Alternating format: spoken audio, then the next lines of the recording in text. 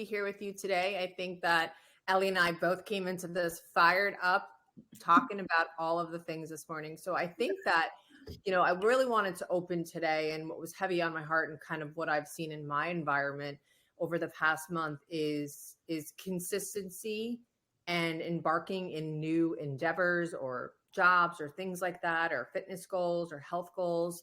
And walking into the unknown, but along walking into the unknown is experiencing pain, right? So with any type of growth or with any type of new experience that you want to have in your life, or, start a new job, start a new health and wellness, journey, there is going to be pain along the way. And the reason why we find ourselves in sitting in a chair sometimes just feeling pain or angry or emotional, or I just don't want to do this anymore, is naturally because, again, like we always talk about, we lead with our survival brain in life. So our survival brain wants to keep us safe. It wants to keep us comfortable. It wants to keep us happy, right? So when we start to flip the script on the human brain or in the body, what happens is we start to feel a little bit of discomfort. And within that, we have to tell ourselves that it's not that you're discomfort, it's that change is happening. And it takes somebody, a really long time sometimes to understand this concept, or to actually, I think, succumb to feeling that discomfort, because our bodies don't want us to feel it. So it's almost like that fight between the survival brain and the higher level brain. So, that's really been the climate in talking to my clients. I don't sugarcoat anything. Yes, we're going to experience maybe some pain, maybe some discomfort, maybe emotion that you're not used to feeling. But on the other side of that is greatness, because you're kind of shifting your identity there. And I know that the climate for you this month, Elly, has been, similar in the sense of new experiences, new ideas, right? So how does that play a part in what I'm seeing in my clientele as far as feeling pain and discomfort in their consistency every day to reach a higher level goal? Loaded question. And I'm going to talk about, this brings me to Eckhart Tolle, The Power of Now and the New Earth. Eckhart Tolle did a lot of work on pain and suffering. And one of the things that he calls it in his work is the pain body. And that what that looks like is that we are, as culturally, maybe it's even in our body from birth or culture or hereditary. I'm not, we don't really have answers as to where it comes from. We as humans have a tendency to suffer. And so we look to create the comfort of the pain body. So this goes into like what you're saying with, okay, you're creating these goals. And now if we even take a look at your life, you're working hard, you're working out, you're creating something, you're creating a new version of yourself. And in that new creation comes the pain body along. Okay. So the pain body's coming along. The pain body's saying, oh girl, don't do this. Don't go again. Don't eat this. Don't do that. Stay on the couch. Get into that inertia. Don't do anything. And then the part of your brain, right, that knows that, hey, I want that success. Let's use the word success. I want that result. I want that success. So I need to identify the pain body.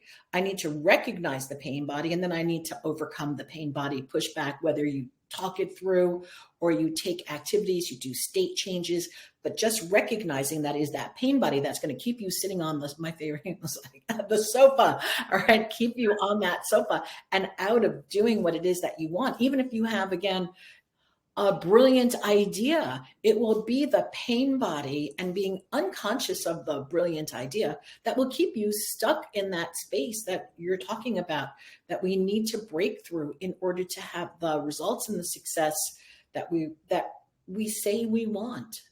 Right. Yeah. Naturally, it's all in the language that we speak, right? So if you're sitting there around 3:00 and you're telling yourself that you're tired of this, you're tired of doing this every day, you're tired of the emotional distress or whatever that's bringing to you in that moment of change, you're going to be tired, right? So it's telling yourself that I feel great. I'm making really positive changes in my life. I am going to take the next sip of water. I'm going to make the next right turn. I am going to engage in a new whatever that is. But if you tell yourself you're tired, you're going to be tired. If you tell yourself that you're fed up with eating healthy or exercising, you're going to be fed up with eating healthy and eating, and exercising. You have to wake up every morning and say, I'm going to succeed. I'm changing. I'm growing. Yeah. So, I think that it's all comes down to the language. I think 98% of anything that we do in life is mindset.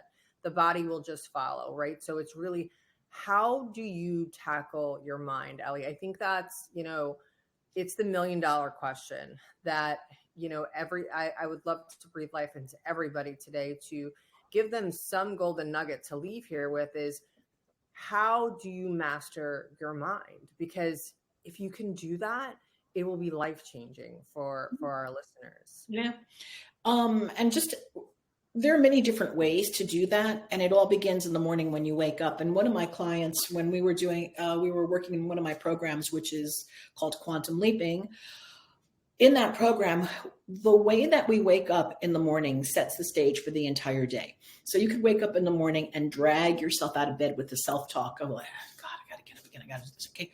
Or as one of my clients did, she programmed her Alexa, and Alexa would ring at the time. And then Alexa would say, "Good morning, Natalie. It is an amazing day today. And you are going to have miracles. It is going to be so amazing," whatever. It was programmed. And then it put on some really upbeat music. And this is how she started her day. And this went on for years. And it altered everything for her. She had a book that she wanted to write. She had been contemplating a book. Well, she wrote it. And it was published, and it even has in there is even a little chapter, a couple paragraphs on what it took to change her mind in the morning and her morning routine with Alexa waking her up like that. So again, that's a small little change. We can do those things. We just need to decide and declare, what changes will I make in the beginning of the day, early morning, to bring about a happy, wonderful, empowering day, rather than the disempowering thoughts that are so easy to have. Natalie, it takes more energy to stay upbeat, positive, and happy than it does physically to just sit and wallow in self-pity and discouragement. It takes less energy on a physical level. Right. I mean, that's, I can imagine so. And I know, at least for me, because I'm in the depths of really conquering my mindset through, a lot of the different stages that I'm going through in my life. And I think oftentimes people ask me, how do you ride that wave? How do you change your mindset? Do you have bad days?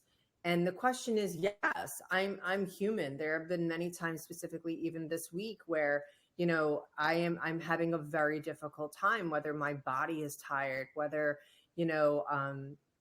I need more carbohydrates, whatever that may look like. And it's challenging me to no end. But what I tell myself is, get in and out as fast as possible to your goal, because on the other side of that is greatness. The longer I sit there and I,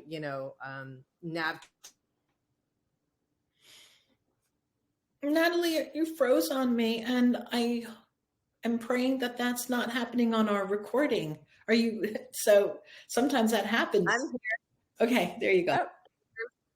Yeah. So I was just saying, it's really just getting up, and it's just the law of distraction, telling yourself that you're good, you're healthy, you've done a great job today, and you're going to make really great decisions. And then I use the law of distraction, whether that's going to do some laundry, whether that's going to take a walk outside, whether that's typing up something that I've been meaning to type up. Maybe it's calling a friend or a client, whatever that looks like. The law of distraction has really helped me in seasons where I'm trying so hard not to fly back into that comfort zone.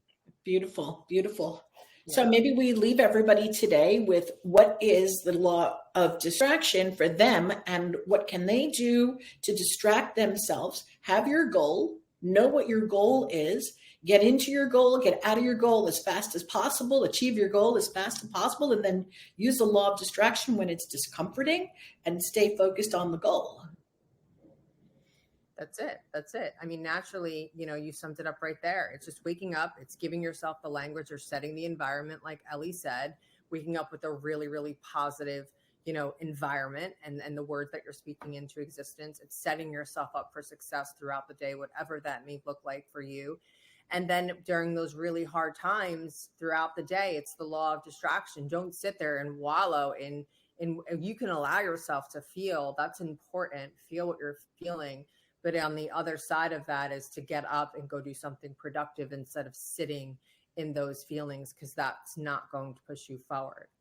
Yeah, absolutely. Yeah. Okay, our Friday wisdom. And let's listen, leave comments, subscribe, leave comments, ask questions. The website is up. We are here for you. And thanks, Natalie. This has been great. Elly, awesome talk today. And we'll catch you guys next week. Awesome. Bye-bye, everybody. Bye. Bye.